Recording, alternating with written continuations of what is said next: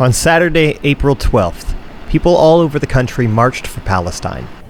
150 organizations worked together across Canada in order to organize a grassroots campaign that pushes for demands from the Canadian government, threatening to withhold votes from parties that will not commit to a two-way arms embargo.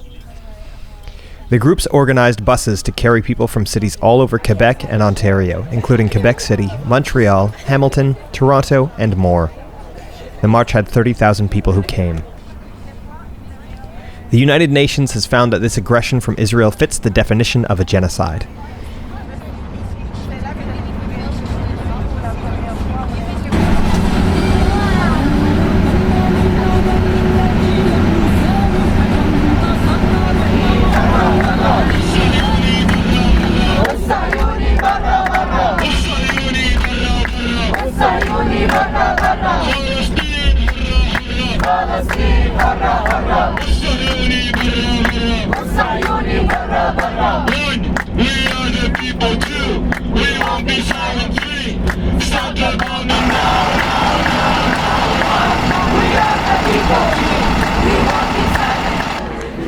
As of the short ceasefire which occurred, not including the deaths since the aggression restarted, 61,709 people, including 17,492 children, are dead.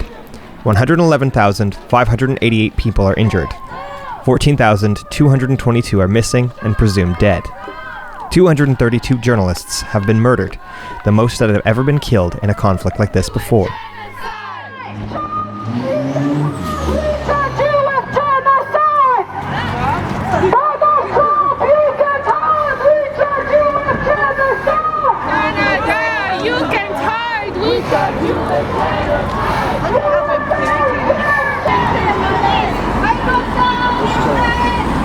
We cannot in 2025 just stay silent and be complicit of genocide.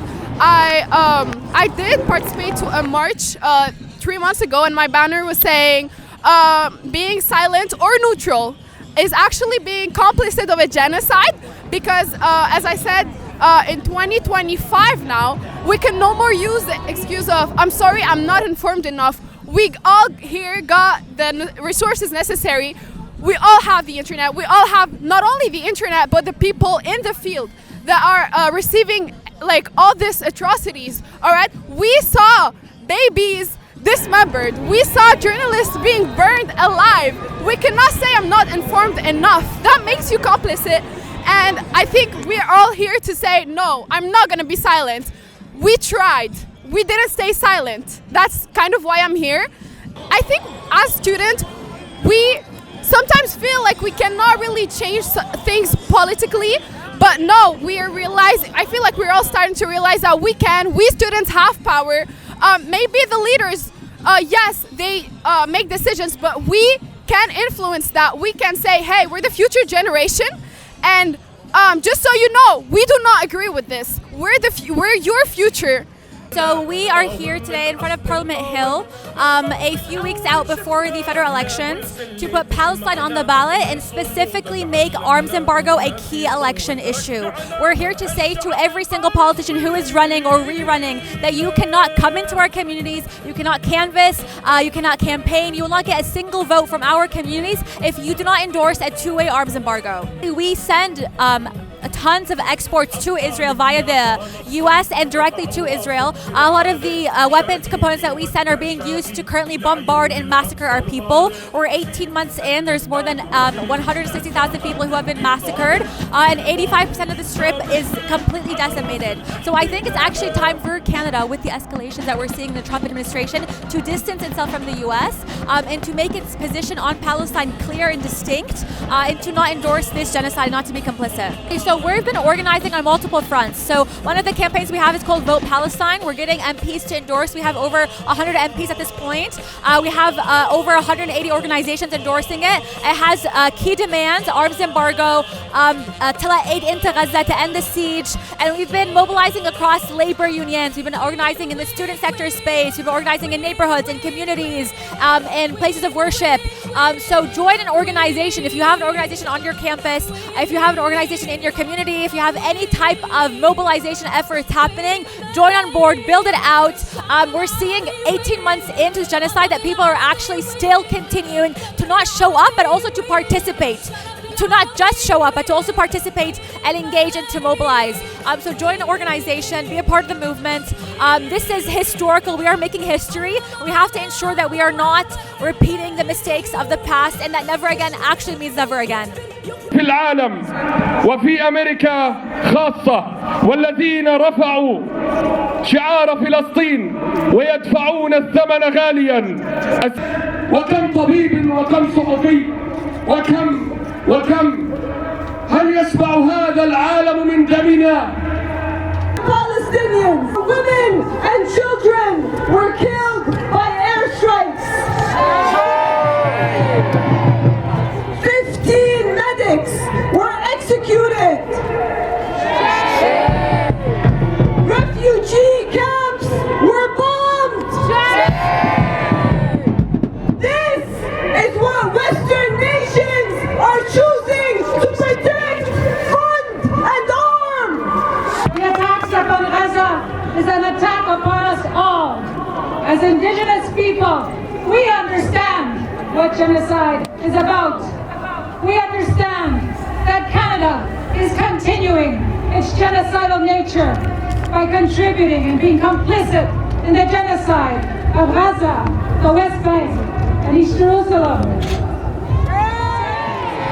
But the real shame is not that. The real shame is that there are dozens, hundreds even, of Canadians who fought in the genocide in Gaza, and Canadian authorities are not investigating them for violating Canada's War Crimes and Crimes Against Humanity Act.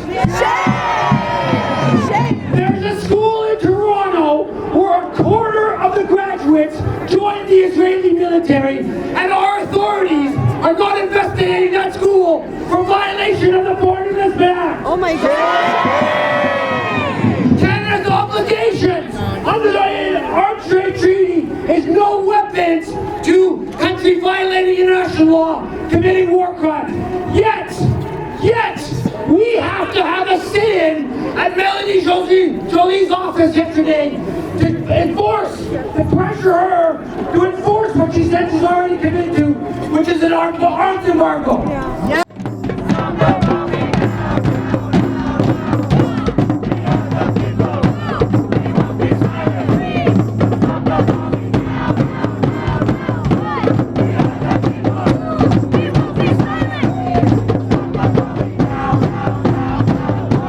We are here today because Canada has lied to us. They told us that they stand for justice, for democracy, and for human rights. They told us they support a ceasefire. They told us that they canceled weapons deals with the Zionist entity. Liars! And yet, just a few weeks ago, Canada sent lethal components to Israel. We are here today on Parliament Hill to declare that we want nothing less than an arms embargo. Canada has faced criticism for its decision to both sides the conflict, demanding a ceasefire while still providing arms to the country, but in a less direct way. Canada has manufactured the very arms that the United States have provided for Israel. Meanwhile, during this election, there is a clear stance difference between the Liberals and Conservatives. Poilievre is vowing to punish pro-Palestinian protesters, calling anyone who has participated in it as contributing to hate speech. In an obvious echo of Donald Trump, Poilievre is beginning to target Muslim people and voters who are pro-Palestine. Liberal leader Mark Carney had an interesting response to someone recently who said to him that it was a genocide. He responded, "I'm aware, that's why there's an arms embargo." Although he has since claimed he did not hear the word genocide, he continued by saying, "I'm aware of the situation in Gaza." The Liberals have consistently played this game of saying nothing but implying that they agree with pro-Palestinian people. What people expressed at the March for Palestine was consistently that they wanted promises and actions, a stance that aligns itself with international law.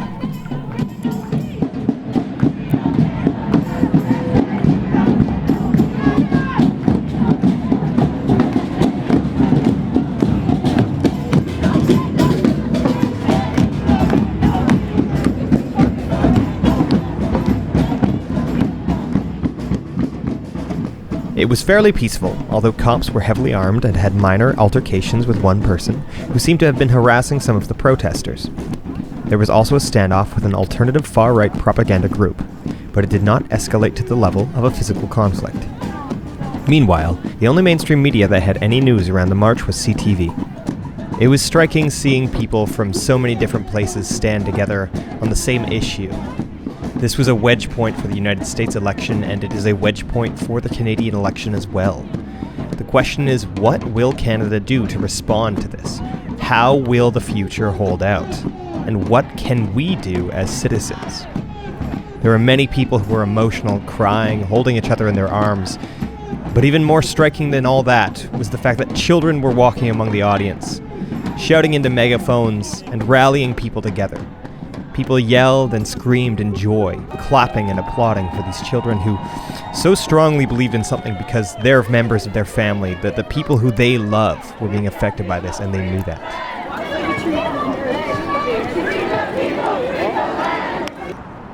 And as the day wrapped up, everyone went home hoping that we did something. Hoping that they could have fought for something and that maybe the government was listening. Sadly, Mark Carney, who was in Parliament that day, did not come out to talk to the audience. But hopefully, if we continue the pressure, then yes, we can see a change happen. To be frank with you, the future of Gaza is up in the air. It will take enormous amounts of resources, money, and willpower to rebuild the nation. But not only that, it needs a separation from Israel, a complete statehood. And even then, it'll be under threat always by the imperial powers of Israel. What happens tomorrow is in the hands of our leaders. And hopefully we can fight for a change.